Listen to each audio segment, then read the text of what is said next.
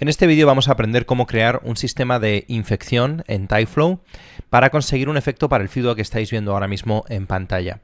Este tipo de simulaciones son muy habituales en TypeFlow y en otros sistemas para simular partículas y pueden ser muy útiles para un montón de escenarios, como para hacer crecer en este caso unas piedrecitas, pero también podríamos hacer crecer musgo, plantas o cualquier otro tipo de cosa sobre una superficie, simulando este patrón de infección, simulando que la superficie se va comiendo terreno. Esto es algo muy básico, en realidad es muy sencillo de hacer en TypeFlow, pero quiero sentar primero las bases antes de que podamos quizás ver cómo aplicar esto a otro tipo de escenarios. Si os interesa aprender TypeFlow, acompañadme que vamos a ver cómo hacer este efecto. Vamos a hacer este efecto sobre una geometría muy simple, pero luego lo podríais aplicar a cualquier geometría. En realidad la idea aquí es aprender cómo se hace el sistema de infección para que luego vosotros lo podáis usar en diferentes proyectos. Lo primero que vamos a hacer es crear unas cuantas partículas, pues no sé, 8000 por ejemplo, para llenar este cilindro, para cubrir este cilindro de partículas. Así que vamos a ponerlas en nuestro cilindro. Les voy a dar un color quizás naranjita, por ejemplo, y les vamos a poner large dots para que se vean bien. Ya tenemos un montón de partículas puestas encima de nuestro cilindro. Estas partículas van a ser unas partículas latentes, es decir, van a estar desactivadas porque lo que queremos es que el efecto comience a crecer desde cero. Y el secreto de este efecto es conseguir que haya otras partículas que sean vecinas de estas que desaten el efecto. En TypeFlow los vecinos son partículas que no están dentro del propio evento, es decir, todo aquello que no esté dentro de este evento 01 es considerado como un vecino. Y para activar estas partículas, por lo tanto, necesitamos, por ejemplo, vamos a crear unos vecinos para nuestras partículas y vamos a crear 3 partículas nada más. Lo mismo, las vamos a posicionar en el objeto. Vamos a darles un seed ligeramente distinto para que no estén unas encima de las otras y les vamos a poner en modo de visualización, por ejemplo, sprites, y le vamos a poner una escala muy grande para que se vean muy bien. Aquí ya deberíamos de tener, ¿veis? 1, 2 y 3 partículas, que son las partículas vecinas a estas otras. Para lanzar el efecto necesitamos un surface test, perdón, un property test. Este property test nos va a permitir indicarle al software qué queremos usar como test y en este caso buscamos aquí cantidad de vecinos, neighborhood count, y le decimos greater than 0, por ejemplo, ¿no? Cualquier partícula que tenga más de 0 vecinos, es decir, que tenga mínimo un vecino, va a pasar a otro evento distinto. ¿Veis? Ahora, como hay muchas partículas que son vecinas, pues hay muchas de ellas que saltan. Lo que tenemos que hacer, lo que tenemos que intentar, es que solo tenga en cuenta estas partículas y no tenga también en cuenta estas otras. Y para conseguir eso es muy sencillo, le metemos un property, le metemos un particle group, y aquí indicamos que este es el grupo 1. Y en el property test le indicamos que solo analice, que solo tenga en cuenta el grupo 1. De esta manera ya deberíamos de conseguir que veis aquí solo una partícula. Vamos a ponerle colores quizás un poquito más descriptivos. Vamos a poner aquí un verde intenso para que se vea bien. ¿Veis? Aquí hay una partícula que de repente salta a este siguiente grupo. El problema es que aquí el efecto se para. Vamos a poner un poco más de radio. Vamos a ponerle 3 centímetros tal vez. ¿Veis? 3 centímetros, se lanzan todas esas partículas al siguiente evento, pero el efecto se para, no continúa creciendo. ¿Por qué? Pues porque se quedan aquí en este evento y este evento no es el grupo de simulación 1. Así que lo que vamos a hacer aquí es meter un time test para crear un pequeño delay. Por ejemplo, vamos a crear un 10 frames más menos 5 y con esto las haremos saltar a un nuevo evento que sí que va a tener el mismo simulation group. Vamos a pegarlo como instancia y les vamos a poner otro color, quizás así un verde, como si fuera una especie de hongo o algo similar. Y con esto en esencia ya hemos completado nuestro sistema de infección. ¿Veis? Nacen las partículas, unas poquitas de ellas se infectan, por así decirlo, y esto va creciendo. Cada 10 frames se actualiza el efecto, ¿veis? Y cada 10 frames tenemos nuevas partículas que van creciendo desde ese mismo lugar. Y al final, pues terminarán por cubrir toda la superficie. Lo interesante de este efecto, como lo podemos controlar, como le podemos dar mayor dinamismo, es, por ejemplo, con el time test. Si cogemos y ponemos más time test, el efecto crecerá más despacio. ¿Veis? Ahora tardan, en lugar de 10 frames, 15 frames en contaminarse las siguientes partículas. Otra cosa que podemos hacer es incrementar el número de variabilidad. Por ejemplo, si ponemos más variabilidad, ya no crecerá de forma tan redondeada, sino que tendrá un poco más de caos, ¿veis?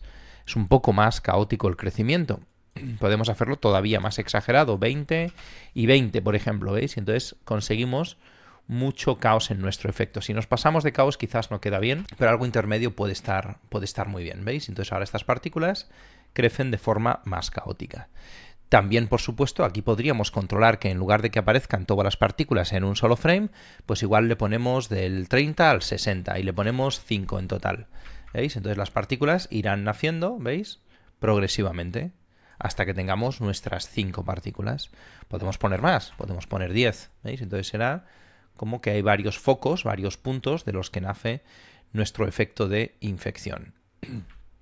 Y también otra cosa interesante, cuando lo separamos así en dos eventos independientes, creo que están creciendo muy despacio, vamos a ponerle 15. Cuando lo separamos en dos eventos independientes es que es muy fácil manipular el efecto controlando estas partículas. Podríamos posicionarlas en un punto muy concreto, o podríamos, por ejemplo, vamos a hacer que nazca una sola partícula, pero esta partícula le vamos a dar un poco de animación, vamos a hacer que la partícula se mueva. Primero vamos a anclarla al objeto con el Object Bind, y con este Object Bind vamos a ponerle Lock to Surface para que las partículas solo se puedan mover en la superficie, y Sticky con fricción cero. Esto significa que las partículas no pueden escapar de la superficie, pero que no tienen fricción, por lo tanto se pueden mover libremente. Y ahora pues podríamos meter aquí un Force, por ejemplo, le metemos un Noise de, no sé, 2-3 centímetros, y ahora esta partícula ya se puede mover libremente por la superficie. Y al moverse, ¿no? Pues va a ir haciendo que nazcan, no sé qué pasaba aquí, vamos a poner esto aquí, Position Object, Object Bind, tenemos que seleccionar el objeto. Ahora esta partícula se puede mover, ¿veis? Se mueve libremente por la superficie y va desatando este efecto de infección, ¿veis? Podríamos tener múltiples partículas, en lugar de una, pues yo qué sé, vamos a hacer que nazcan 3, para que sea más complejo el efecto, ¿veis? Entonces van naciendo las partículas y son ellas las que van haciendo el efecto de infección. Bueno, esta parte ya la tenemos, es muy sencilla, pero nos da un montón de posibilidades. Esto podría ser musgo creciendo sobre esta superficie, piedrecitas o cualquier otra cosa que queramos que se haga de forma gradual. Y veis que podemos conseguir efectos súper interesantes. Lo que vamos a ver en la siguiente parte del vídeo es cómo hacemos que estas partículas, cuando están en su posición final, en su posición activa, desaten otro efecto. En este caso, que unos cristales crezcan y se amontonen en la superficie de este cilindro. Para hacer que crezcan estas piedras sobre nuestra superficie, una vez que ya tenemos creado nuestro Infection System, podríamos cambiarlo después, así que ya vamos a ir directamente con la parte de las piedras. Lo que necesitamos es que cuando se activen, cuando estas partículas se activen, es decir, las de este verde oscuro, lo que ocurra es que se le asigne una geometría y la partícula empiece a crecer. Para asignarle una geometría en el momento de entrar en este evento, lo que podemos hacer es utilizar, por ejemplo, un spam. Directamente lo podríamos hacer aquí, pero quizás es más fácil directamente con spam. Spam nos permite, estos verdes, digamos, más intensos que tenemos aquí, son los únicos operadores que nos permiten hacer nacer partículas dentro de un evento. Por defecto, solo los birth, es decir, los de verde oscuro, son capaces de hacer crecer partículas, pero estos tienen la posibilidad de hacer nacer partículas de partículas o partículas en un evento intermedio, etc. Spam lo que nos va a permitir básicamente es crear una partícula en la posición exacta de cada uno de estos puntos verde oscuro. Y es muy útil porque así lo podemos utilizar para lanzarlas a otro evento y aplicarle otro tipo de condicionantes. Además también nos permite, por ejemplo, poner que no sean todas, que sean solo el 50% o hacer que de cada partícula nazcan 2 partículas. O ponerle una variación, nos da cierto control sobre cómo van a nacer estas partículas. De momento yo lo voy a dejar en spawn per step. Esto significa que cada step nacerá una partícula, pero lo que nosotros vamos a hacer aquí es hacer que solo se ejecute on event entry. Si pusiéramos aquí timing continuous, por cada step se nacería una nueva partícula, y esto no es lo que queremos. Así que vamos a lanzarlas a un nuevo evento. Y en este evento les vamos a dar forma. Les vamos a meter un shape tridimensional. Vamos a quizás moverlo aquí. Voy a trabajar de momento con muy poquita precisión, vamos a ponernos en frame, luego probablemente necesitamos subirlo un poquito, pero de momento vamos a trabajar con poca precisión. Vamos a utilizar aquí en 3D los chunks, podríamos usar cualquier otro, pero yo creo que este nos viene bien, y les vamos a poner un random rotation también, para que no aparezcan todos rotados exactamente igual. Bien, con esto ya tenemos unas partículas que deberían de ir naciendo, serán muy pequeñitas, pero ya deberían de ir naciendo. Vamos a poner esto en Display Geometry para poderlas ver. Y voy a desactivar la visualización de esos puntos verdes oscuros para que cuando yo me acerque aquí empecemos a ver las partículas. ¿Veis? Aquí las tenemos, son diminutas, pero ya tenemos un punto de partida. Así que ahora de lo que se trata es de hacer que crezcan conforme pase el tiempo. Esto lo hemos visto en vídeos anteriores, se puede hacer con el operador de escala. Y hay varias maneras de hacerlo. Lo podemos hacer con la interpolabilidad, es decir, haciendo que haya un tipo de interpolabilidad que haga que el crecimiento o la escala absoluta que determinemos en nuestros shapes se calcule cada, pues en lugar de un frame, pues cada 20, 30 frames. O también lo que podemos hacer aquí es ponerle más de 100 y hacer que se evalúe de forma continua, es decir, en cada fotograma crecerá lo que nosotros hayamos puesto aquí. Por ejemplo, si le pongo 103, pues por defecto crece muy poquito, pero si de repente lo evaluamos de forma continua, en cada fotograma crecerán un poquito más y un poquito más y un poquito más. Vamos a verlo, ¿veis? Ya van creciendo las partículas. Claro, aquí llegará un momento que se harán gigantescas, ¿no? Se hacen demasiado grandes. Luego tenemos que encontrar un límite, una manera en la que estas partículas terminen de crecer en algún punto. También le podemos poner un poco de variabilidad inicial a las partículas, como una especie de random, para que no todas las escalas sean iguales. Esto nos dará un poquito más de caos también en el efecto. Quizá vamos a ponerle 104 para que crezcan un poquito más deprisa. Y aquí ya tenemos como las partículas van creciendo. Lo que nosotros queremos aquí es que llegada a cierta escala, las partículas dejen de crecer. Lo podríamos hacer directamente aquí, por ejemplo, en el propio operador de escala, podríamos poner un filtro y en este filtro diríamos, este operador es cierto siempre y cuando sea cierto también este filtro. Pero es más sencillo quizás hacerlo con directamente un property test. Y en este property test lo que vamos a especificar es la escala a la que queremos que esto pare de crecer. Podría ser scale magnitude o podría ser radius también. Vamos a usar scale magnitude. Y vamos a decirle, por ejemplo, que cuando la escala sea mayor de, vamos a probar con un valor inicial de 20, por ejemplo, se lancen a un nuevo evento. Y en este evento, como ya no vamos a tener ningún tipo de cambio de escala, pues las partículas se van a parar de crecer inmediatamente. ¿Veis? Ya llegan a una escala determinada y paran de crecer. Vamos a hacerlo que sea un poquito más grande, tal vez 35. Queremos partículas un poquito más grandes, ¿veis? Y ahora ya paran de crecer cuando llegan a su 35 en magnitud. Y podemos ponerle una variación del 25%. Entonces habrá unas más grandes y unas más pequeñas. Quizás 30 y 25 me empieza a sonar como que es algo interesante. Muy bien, ¿qué pasa con estas partículas? Que no chocan entre sí, ya lo estáis viendo, pues colisionan y se atraviesan, ¿no? Este efecto no es el que nosotros queremos, queremos que las partículas se desplacen unas a otras. Para conseguir esto necesitamos dos cosas, colisiones y que las partículas se queden pegadas a la superficie. Para que se queden pegadas a la superficie, ya lo hicimos aquí arriba antes con nuestro Object Bind y vamos a hacer exactamente lo mismo. Vamos a venir aquí y vamos a meterle un Object Bind. Y en este Object Bind vamos a configurarlo para que se quede pegado a la superficie. Podemos poner Snap to Surface y luego podemos jugar aquí con Sticky o con Linear Spring. Podemos probar varios de ellos. Yo de momento voy a probar con Linear Spring. Sticky, si lo ponemos en 100%, normalmente se van a quedar atascadas. Para que funcione igual habría que ponerlo a 99, 98%, etc. Pero voy a probar con este Linear Spring que me va a dar como un poco de movimiento, un poco de rebote, etc. Bien, y ahora vamos a ver cómo le añadimos colisiones. Este Object Bind obviamente tendríamos que tenerlo también en este otro evento. Lo voy a poner instanciado porque así no tenemos que asignarlo dos veces. Y vamos a seleccionar el cilindro como Sticky Surface. Con esto no hemos logrado nada porque todavía no colisionan entre sí, pero ya podemos empezar a meter colisiones. Recordad, hay dos tipos de colisiones, Particle Physics y Physics Shapes. Physics Shapes va a ser mucho mejor en el sentido de que va a ser muy preciso, se va a calcular con la geometría de nuestras piedrecitas, pero a cambio es extremadamente lento. Por lo tanto, yo voy a intentar salirme con la mía con un Particle Physics. Vamos a añadir un Particle Physics, vamos a quitarle este Process Only This Event para que esto se calcule también aquí, también lo podríais clonar, es lo mismo. y vamos a decirle quizás que tenga un poquito de tolerancia y que el multiplicador de escala sea de 0,8, por ejemplo. Y vamos a añadirle fricción para que cuando choquen estas partículas entre sí se frenen y no estén por ahí botando eternamente. Un 60% es bastante.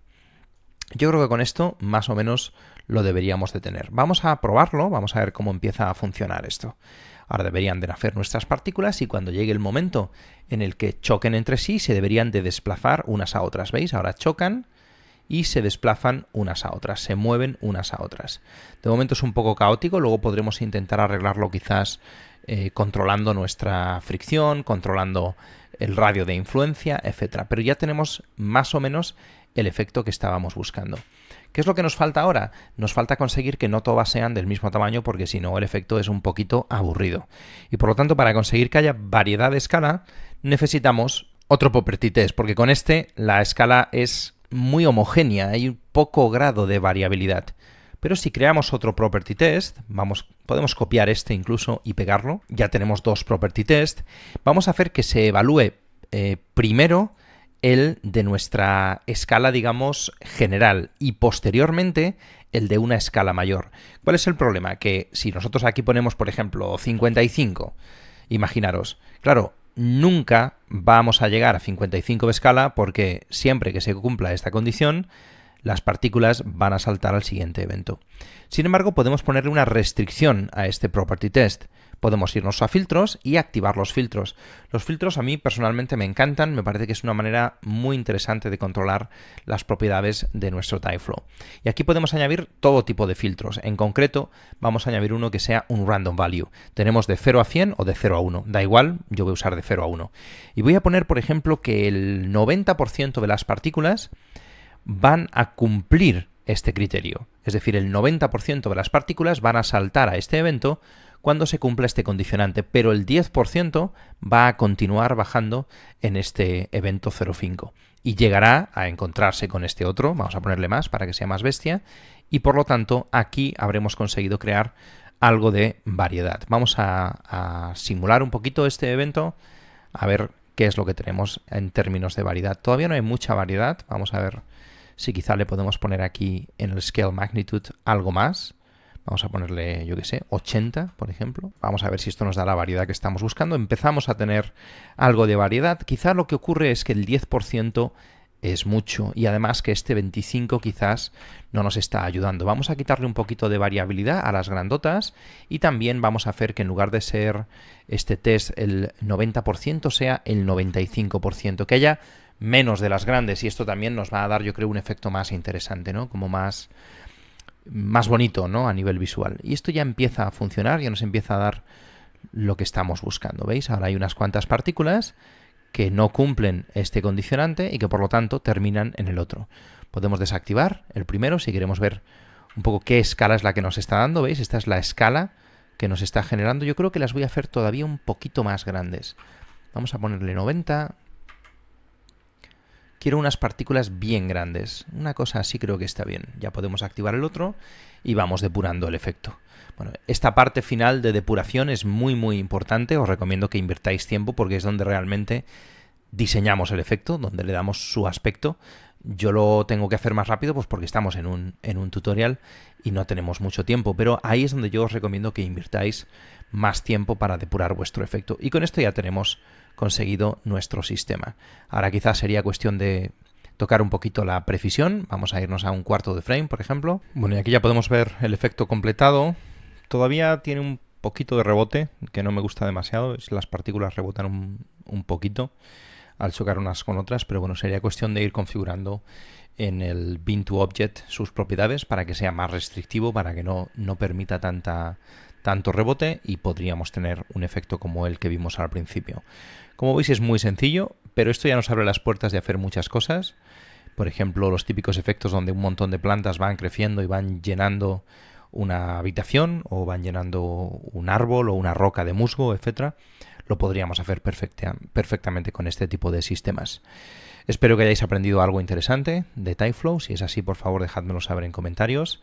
Y también me podéis decir qué otro tipo de vídeos os interesaría ver relacionados con esta temática o en realidad con cualquier otra. Como siempre, espero que os haya gustado y nos vemos en la próxima.